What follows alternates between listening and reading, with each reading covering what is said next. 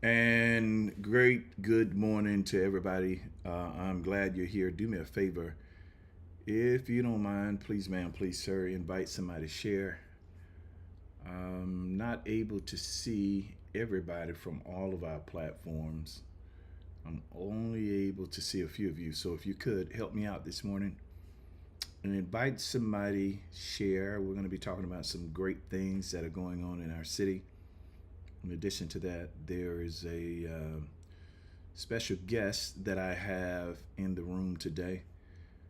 But do me a favor, if you will, please, kind sir, please, ma'am, please, sir, invite somebody, share. Um, Invite them through Facebook, share it through Facebook. We're on Facebook and YouTube. And let's get the party started. But I need your help in the meantime. If you don't mind, invite somebody and share.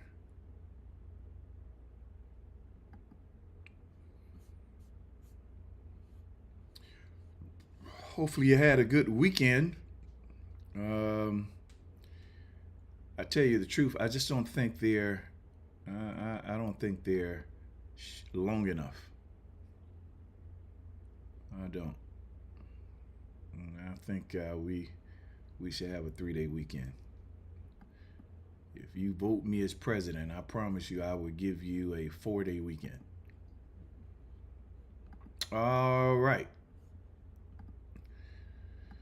So, one of the things that I try to do is, to the best of my ability, not saying I'm the end all be all, but I try to use whatever space that I have, whatever space that I've earned to try and be hopeful, helpful, um, make you think a little bit.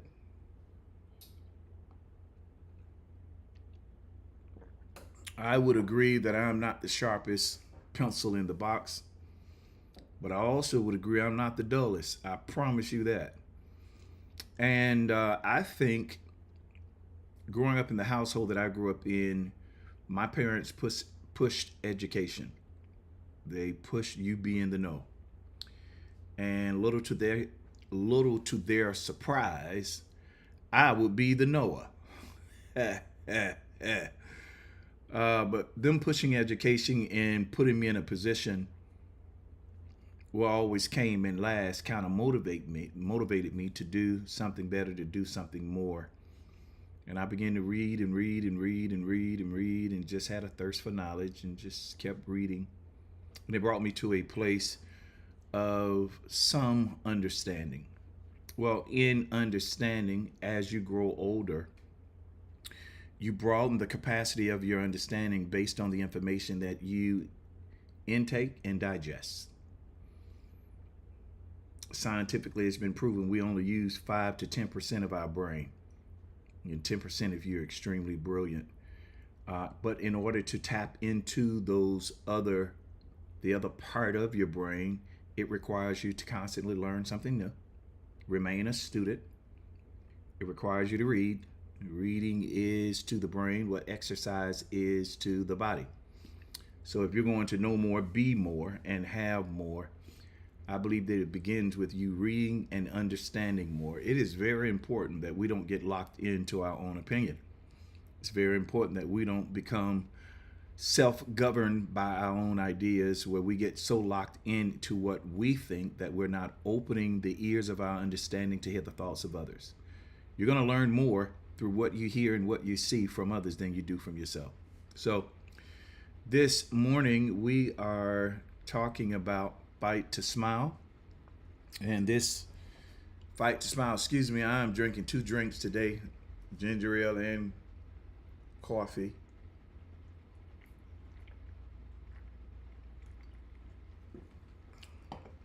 Because I'm hot, number one, and I need my liquid prayer. But this morning, we're going to be talking about Fight to Smile, and I've asked a special guest to come in the room. And before we introduce her, she's an educator in her own right. She's a preacher of the gospel. She's a mother. Woman had 9 kids, and we can't find 8 of them, but we know where one is. But no, she's a mother of well, we'll get into that. She's a mother of 4, and we're going to get into that some more, ladies and gentlemen. With no further ado, would you mind welcoming Doctor Miss Doctor Neita Guin? There she is. Give it up for. My clap's not working this morning, but. Good morning. And how are you doing this morning? I am doing well, thank you. And thank you for inviting me to your studio. There we go. Hey. They finally came in. They came in late, but they came in. Well, thank you. Yeah, it's good to have you here. So, I've got a couple of questions right off the bat, especially with everything going on in our world. Um, how do I want to approach this? Let's start with your education background, your educational background. You are a doctor. Is that of medicine? You're a heart surgeon. You are you a pharmaceutical doctor? No, I'm a researcher. I am a. You okay? Yeah, go I ahead. am a PhD. I earned a doctorate in philosophy. But if we go back, Uh huh. I'm a Crenshaw High School graduate from Los Angeles. You had to throw in the Crenshaw, huh? Go Cougars, yes. Uh-huh. Always and forever. Didn't they close that school down? Can Did they? anything good come out of Crenshaw? Absolutely. Leaving Crenshaw, I went to Tuskegee. I am a Tuskegee's Tiger. I did not finish. I came home after 3 years, Mhm. and I started working in the criminal court system. I Mhm. worked criminal courts in Los Angeles for many years, and after my mom passed away and I moved to Florida, I then continued my education. I finished my undergraduate degree at the University of North Florida. I went on and earned a master's in business from the University of Phoenix, and my doctorate is in education, earned from Capella University. So you're pretty degreed there. What is that? 3 that you name? That is 3. Actually 4. I have 2 master's degrees. Oh Lord, you got 2 What is your other masters in? Organizational management. Organizational man. So give me the degrees again. I have an undergraduate, a bachelor's degree in sociology. Okay. I have a master's in business and master's in organizational management, Mm-hmm. and then a doctorate in education. So let's talk about this doctorate, because there's a lot of talk going around. There's a school here in the city that that pass out honorary doctorates, and a lot of people are confused as to how an honorary doctorate should be used. Could you give us some clarification? How should an honorary doctorate be used, and are we supposed to call them doctors? An honorary doctorate is it is actually acknowledgement of your life accomplishments. It is an acknowledgement. It is an award. It is recognition. It's almost like a prize for the outstanding work a person has done in their communities, in their lives. It's a lifetime achievement award in sorts. And it's a beautiful thing, but it's an award. It's not an educational degree. It is Okay. an award. So It's an award. it's an award. Yeah. So it's a It's a certificate. recognition. It's a recognition. It's like a little trophy that they give you at the Well, end of the school year. I wouldn't say a little trophy or anything, but it is a recognition of outstanding work that a person has done in their community. So it is an award. It is to be celebrated. It is a beautiful thing. It's to be acknowledged. Your work is acknowledged in this lifetime. That's a beautiful thing. It is not an educational degree. And no, you do not call people a doctor when they have received an award. Doctor is reserved for those who have researched in medicine or in philosophy, in business. There are different types of doctorate degrees, but those are earned degrees. Wait. So we're not supposed to call them doctor if it's an honorary doctorate? It's not that they didn't. It's an award. It's an not award. An earned degree. It's an award. It's a recognition. So what do you say about Dr. Cheyenne Bryant?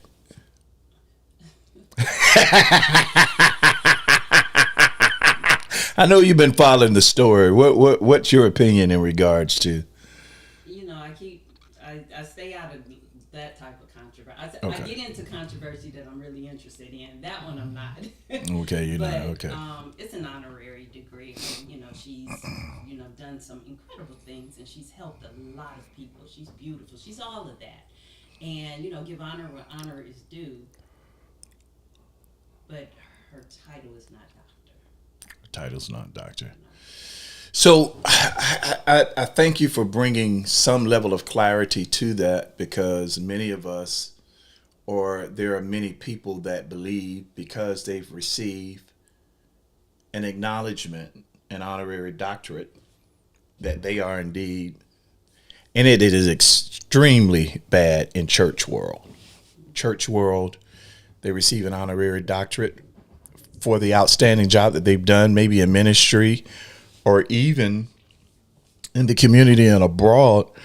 But I think we have to draw the lines, because it robs those who have put in the work academically and have been tested, tried, and proven.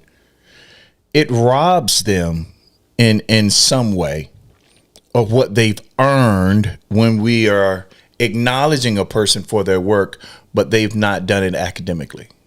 Yes, it does seem to water it down some, and then people confuse the lines and don't know which is which. So, but then, I also think about a title, Dr. Dre. Oh my God. Oh my God. But it just becomes a title, and the truth be told, that doctor degrees, I put a PhD behind my name. I carry it, I earned it, I can do that. For branding purposes, I use Dr. Naita. Students call me Dr. Naita, even call me Dr. Naita in church. But I have a sister-in-law who is a board-certified medical doctor in two fields. And she, that's an MD, so that's even a different level. I don't put the MDs and the PhDs on the same category.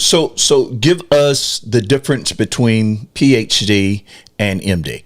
But a medical doctor is a doctorate of science. They have gone through their undergraduate work, they've gone through medical school, and then additional training, and just a ridiculous number of tests that they have taken, examinations they have taken along the way. That's a degree in science. Then you have your PhDs, and we are researchers. We do the research, we explore, we study the cause and effects of different situations. We try to find resolutions and different types of answers or responses to problems that are facing the world today. So you have them in business, because you have DBAs, doctors of business administration. So you have various doctorate degrees. What does PhD stand for? It's a doctorate of philosophy. Doctorate of philosophy. And I'm asking these questions because I think I've done a pretty good job with explaining it on my page. But I am not a doctor by academics, neither am I one by acknowledgement of my work that I've done. I'm neither. And I was offered an honorary doctorate, but the place that offered it, they were not accredited. And I thought the dean or whoever the guy was, I thought he was a crook, so I declined it. Okay. because I'm not interested in anything that I haven't earned. And I think for out of respect to those who have given their life to earning this degree, at the time when I declined, it was simply on the basis, oh, y'all not accredited. And it was like, I didn't want to receive anything from a school that was unaccredited. To me, that says a lot. Okay. You can't maintain your accreditation. How am I supposed to trust this honor that you call yourself going to give me? So I want it done right. At the time, I had no knowledge that in receiving an honorary doctorate, you're not supposed to be called doctor, because I went back and forth in my head. Now, do I like Dr. Pickett? I think I like King better, but doctor got a little ring to it. You know what I'm saying? Call me King. Call me King. And I just could not rest within myself from the institution. But I am sure, had they been accredited, had they been respected, I would have accepted. And at that time, I probably would have commanded. Did you call me? Did you say Terrence? Absolutely not, sir. Put a handle on my name. But coming into the knowledge and understanding of how it's to be used, I think it was probably about 10 years ago, it began to change my mindset towards it. What do you believe in your field of the many degrees that you have? What do you believe the most valuable lesson that you've learned so far? Discipline. You know, give me more. What does that? Because it has so many corners to it. Can you unpack that just a little bit, please? Discipline to finish what you start, fight, tenacity. Earning advanced degrees is not an easy thing. You know, it's not a matter of just, I just take some classes and. That's why we shouldn't play with it. Yeah, that's true. Yeah. That's true. So if I learned anything, it was the discipline. I've learned how to go find answers, how to create my own answers, how to create my own strategies. But I do want to say something else go back to what you said about the being offered the opportunity to receive the honorary degree. I think if there's anyone in our city, in this state, that deserves that honorary degree, it would be Terrence Pickett. Oh, wow. And that is because of just the impact that you have made on so many lives and the work that you do. Thank you. And to receive it from an accredited institution, I think, that it does make a difference. When I think of, now I want to call her, out of respect, I want to call her Dr. Maya Angelou. However, Understood. she never earned the doctorate. Understood. That's a beautiful, But she yeah. received some 20 or so honorary degrees from accredited institutions. So if there's anyone who has an honorary degree, that I would, if she was still here, I would definitely, if I ever had the opportunity when she was alive to have met her, I would definitely have called her Dr. Angelou. I now, even when I refer to her, I still refer to her as doctorate. And that's because of her life's work and the institutions that have stood behind her work, stood behind her life, and gave her those degrees, awarded, I won't say gave, she worked for it, but honored her life's legacy. So in that, back to your questions of what I have learned, again, it was just the fight and the discipline, as well as the ability to go out and strategize to make real decisions that impact lives and fill in all the gaps. A lot of people can come up with great ideas, but not everybody has the skill set to execute those ideas from beginning to end. And I think in my degrees and my attainment, I have been able to I can do it from beginning to end. And I think the degrees have helped me with that. That's a beautiful thing. I here recently, my sister. What do you all call it when you crossed over into doctorate? Yeah, like they do in the sororities and fraternity. Yeah, she crossed the line. She crossed the line. My baby sister crossed the line. Dr. McIntyre. Dr. Rashonda Wanell. I'm not sure she want me to give everybody her middle name. Wanell. Dr. Rashonda Wanell McIntyre. Yes. She recently received her doctorate, and I was privileged to be a part of her defense dissertation. Defense process. And when I say that girl defended, she did it wonderful. It was amazing. And she got a doctorate from the University of Florida. Yes, she did. UF. It is the only time I'm going to give the Gators any kind of credit. Yeah, they hit over there. That's the only time the Gators get any kind of credit. And I have so much, and I have always had the highest honors and respect for anybody with any type of degree. I'm a college dropout. I received an AA. That is wonderful. Yeah. That's the foundation. That's the foundation. That's the foundation. Dermatology. What? Yeah. What? No, cosmetology. Okay. Cosmetology. Okay. Dermatology.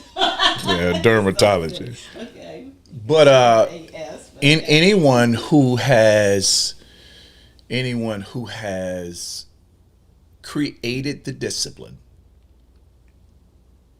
to respect academia, I think there's a level of honor, whether it's a bachelor's, AAAS, BS, PhD, no matter what the degree is, there's a level of respect that I give to those people because I understand the discipline that it takes to finish.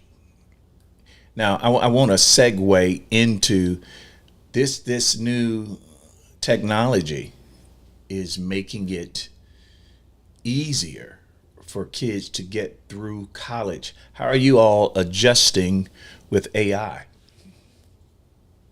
That's a beast. It's an animal. And higher education, as with K-12, we're all challenged by AI and trying to get ahead of the train. But every time we turn around, there's something new and a new tool that's out there. So the best thing that we are trying to do in education, I'm speaking from a higher ed level, is we're trying to embrace AI, make sure our faculty, our staff are fully aware of AI, some of the tools that are being used, so that we can work with it and put in safeguards for the process and the institution of education. Because there are tools out there where students, well, I don't know if I want to say this publicly, but students can use these tools and the tools will take the class for them. So we have to put in safeguards and rails of the academy itself so that we are not being it is not being cheated, and that we are protecting the integrity of the educational process, protecting the integrity of the degree itself. So you all are fighting to protect the degree. Right, the integrity of the degree. And these kids are fighting to find a quicker way to get through school. Right, and it's not just kids. Adults too. Yeah. So everybody's fighting. Everybody. You got Democrats and Republicans fighting. You've got church fights. There are a lot of people that believe women should preach. Some don't. There are a lot of people believe in the gifts of the Spirit. Some don't. You got people fighting over the Trinity, oneness, Trent. Everybody's fighting. But you have recently started a Fight to Smile. Now it's got some age on it. Give us some information about what you're doing now with your nonprofit. My nonprofit is Jonty, and under Jonty, I started a ministry called Fight to Smile. And Fight to Smile was designed, originally for women because there's so much behind the smile. When you look at well, let's just go back. All my life, I've been known for smiling, known for my smile. I can remember my freshman year in college, going through the student union at Tuskegee. And I remember this upperclassman, he's gonna say, I was walking by and he said, yeah, I can tell you are fresh. You're a crab. That's what he called me. I can tell you're a crab. I'm like, how? And he said, because you walk around smiling all the time. After you've been in school a while, ain't nothing funny. Right. But I wish I could find him because decades later, I am still smiling. And smiling is, it represents joy. But the reality is that the smile also represents resilience. And there are some days that smiling, you just get up in the morning, the sun is shining, and just all is well with my soul. And there are other days it is a fight, fighting depression, oppression, challenges, fear, the future, the past shame, just it's a fight sometimes. So the smile to me represents resilience.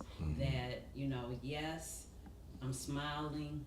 I'm not denying the realities that are going on in life, but I am looking to the hope and to my future because I know that God has a plan for me.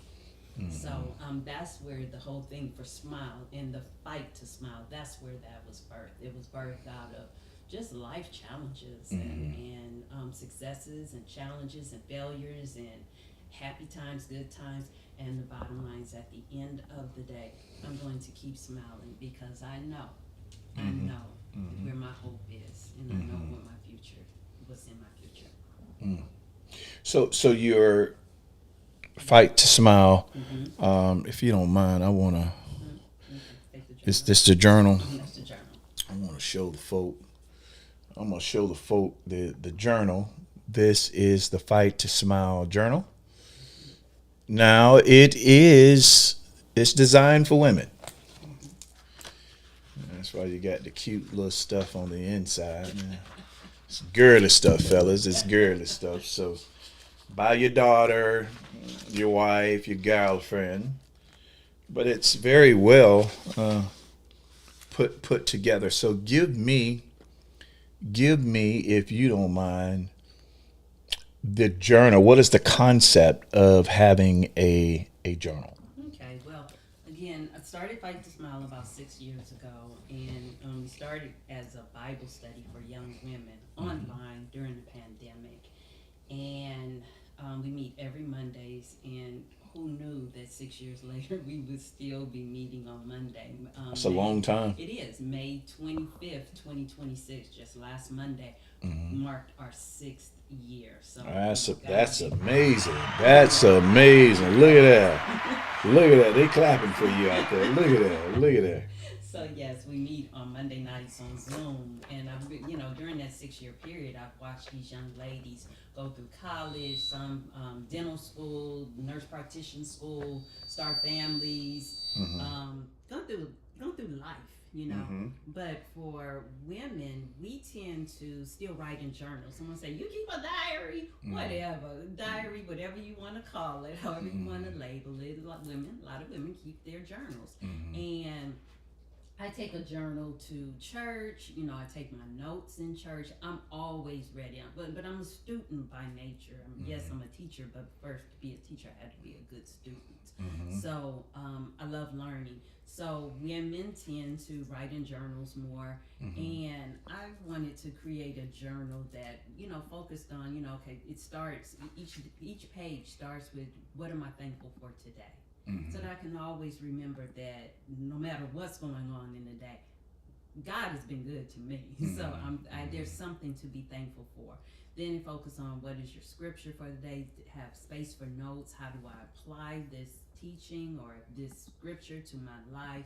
And then what is my prayer for today? And then at the bottom of each page, there's a scripture. I use the same scripture for several days because I want to remind women to, continuously saying that same scripture over and over until it gets into your heart and memorize it. So I think women just tend to have, journals. They tend to write more, and I created it. Most journals are spiral, but I wanted this to be a hardback. So this is your personal book. So that was the heart behind why I created the journal for women. Okay. One of the things that I'll say too is you also have the Fight to Smile study workbook. Now, what's the difference between the two? Let me give the audience a picture. This is the Fight to Smile workbook. Bloop, bloop, bloop, bloop, bloop. What is the difference between the two?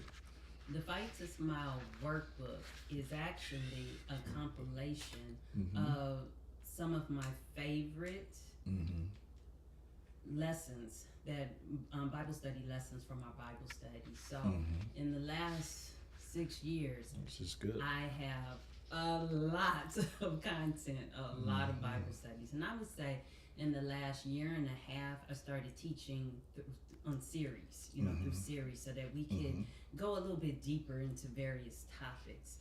So each series is 4 weeks. So in the workbook that you have in your hand right now, it's 4 series, and then there are 4 lessons per series. So the book is comprised of 16 weeks of content. It kind of looks like a modern day Sunday school book. Okay. It's and what I mean by that is the Sunday school books that I grew up on, Church of God in Christ, were very exhaustive and educational. And they had a way of breaking that thing down and making it simple for everybody. But it was very in detail. And that's what it seems that I'm looking at now. It's pretty good. Thank you. Now, how much are these and how can we get them? They're $19.99, well, $20. And they're available on Amazon right now. And I am working to, get it into local. When I say local, I'm in Jacksonville, Florida. So local. Show them your book. Show them your book there. There you go. There you go. There you can see it. So, so one of my favorite. Well, I'll just let you know now. These are 4 of my favorites. There are others, but I started with these 4. So the first series is Your Brain Hears You, and this series really focuses on the impact and the power of our words and what they do to our mental health, our physical health, and of course our spiritual health. Series 2 is Living in Wholeness. We talk about sin. What is sin? What are those things that separate us from God, things that separate us from ourselves, things that separates us from others, and then how to develop a healthy spirit. Series 3, which probably is the most favorite of mine, is Cultivating the Oil. And it really talks about developing that personal relationship with God. And we focus on different people each week. So the first lesson focuses on the 10 virgins, and then we talk about Jesus. That's the second week.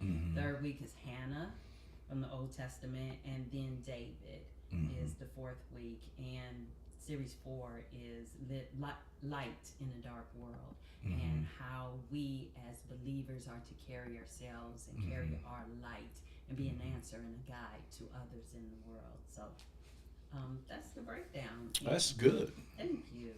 Now, you have an event that is coming up. I do. Tell us more about that event and who can come and who is it for? I am having it's called the Reset Experience. and it's going to be a luncheon. It's going to be a book signing. Oh, And so it's food's really- gonna be absolutely my. healthy options. Oh, okay. Like, oh, okay. Oh, okay.